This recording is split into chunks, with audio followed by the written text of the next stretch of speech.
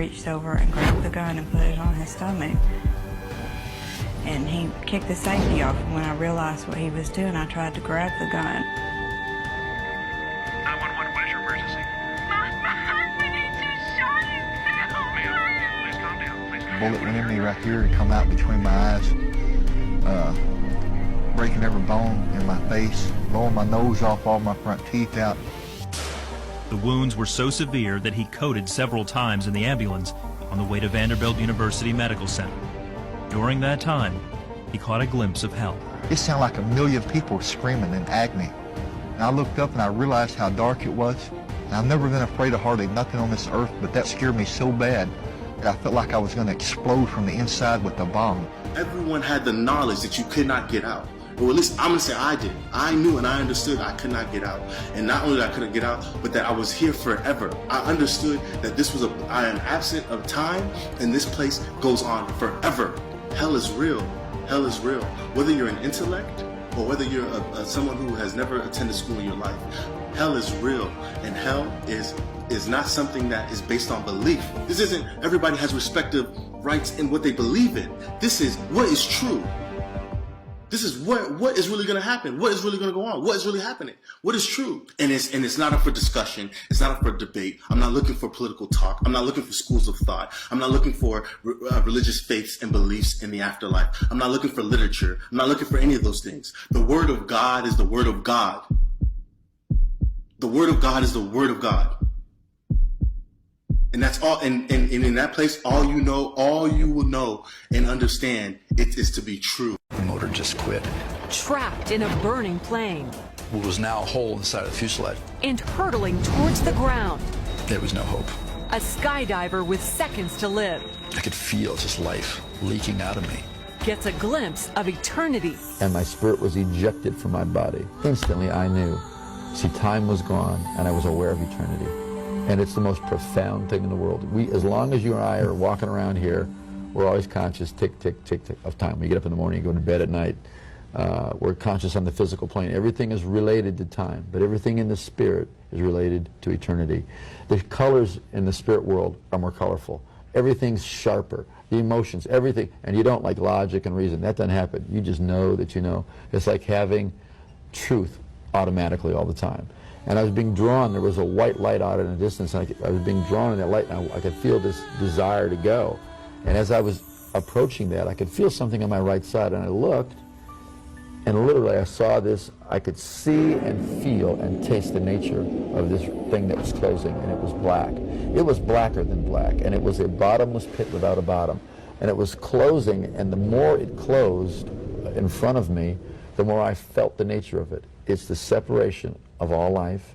There's no experience, there's no matter, there's no chance of changing anything. No reversal. It's no reversal. It's irreversible, eternal separation. It's more horrible and terrifying and hopeless than I can describe in any human terms. And I look behind me, and I can hear screaming. It's all red and black.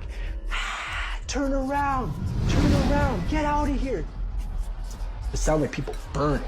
People that were just burning. So I remember being afraid, gripping the steering wheel, and all of a sudden it was like, I'm back to my body in the trailer room. And the gun went off.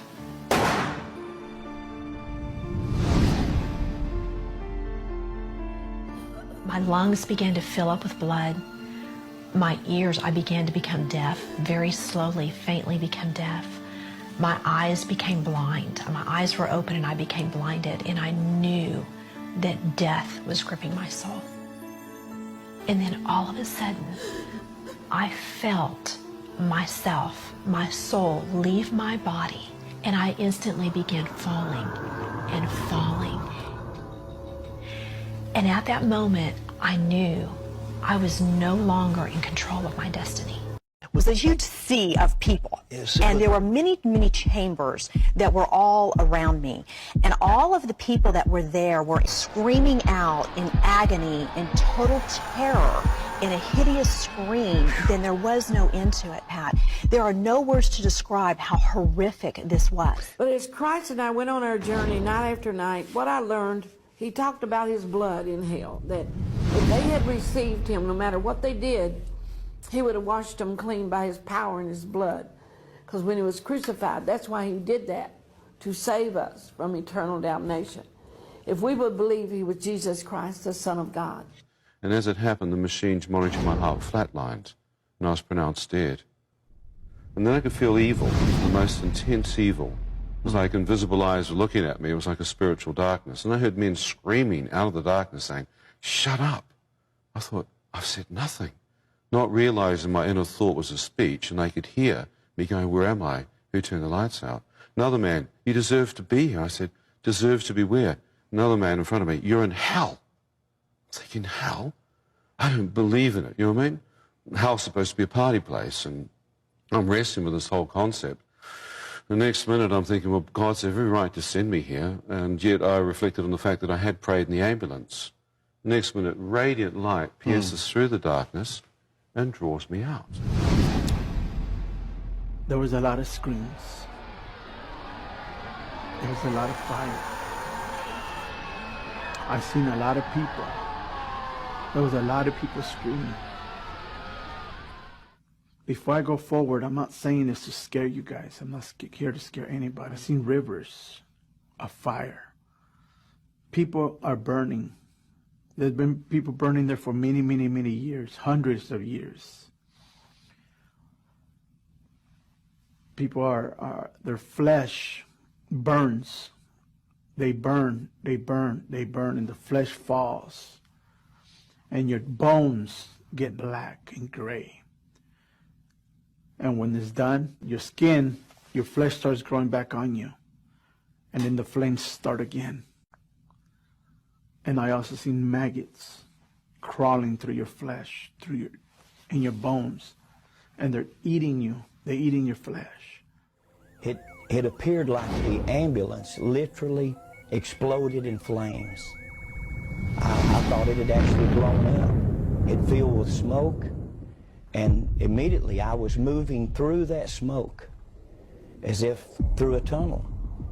And after some period of time coming out of the smoke and out of the darkness, I began to hear the voices of a multitude of people screaming and groaning and crying. But as I looked down, the sensation was looking down upon a volcanic opening and seeing fire and smoke and people inside of this burning place screaming and crying. They were burning, but they weren't burning up. They weren't being consumed. And then the sensation of moving downward into this. But the most terrible part of it, I began to recognize many of the people that I was seeing in these flames, as if a close-up lens on a camera was bringing their faces close to me. I could see their features and see the agony and the pain and the frustration. And a number of them began to call my name and said, "Ronnie, don't come to this place. There's no way out. There's no escape. If you come here, there's no way out."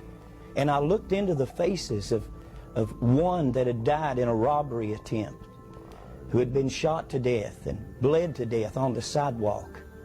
And I looked in the face of two others that had died drunk in an automobile accident. And I looked into the face of others that had died of drug overdoses that we had partied together. And the agony and the pain and the smell was like sulfur, like an electric welder. And the stench was terrible. And as I looked at this, I had seen people killed. I had been involved in fights where people were killed. I've done time in prison for manslaughter myself. I grew up basically in a reform school and in a jail cell.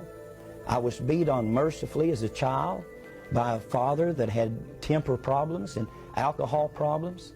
I was a runaway at 12 years old, and I felt like there was nothing in this world that could frighten me. My life was wrecked, my marriage was wrecked, my health was wrecked, but now I'm seeing something that literally scares me to death.